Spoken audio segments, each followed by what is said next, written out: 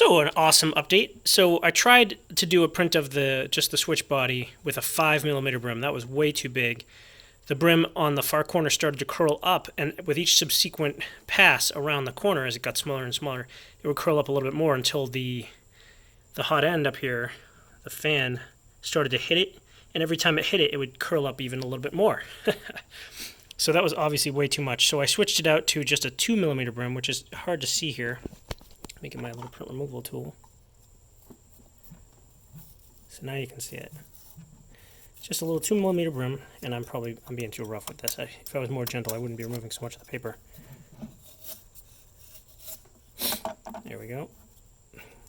So with a 2 millimeter brim, it seems to have printed fine, and there's not going to be any curling there on the edges. Of course, now I have the task of removing this paper, and you might be asking yourself, yeah, how do you get that paper off? Well, it's pretty quick, actually. You just get it wet. I don't have a cup of water, otherwise I'd demonstrate. Gotta go get a cup of water. You just dip it in some water, and then rub it around in some sandpaper, and it comes off like in a second. I mean, that's all it takes is like, I'll get it wet, swish, swish, swish, swish, swish, look at it, and if I wasn't leaning, if it wasn't flat enough, I'll probably have to give it another run, but the paper comes right off. So yeah, that came out great. And for reference, for this one, I used just a 0.2 millimeter spring. We'll see how that goes. Just a single layer spring.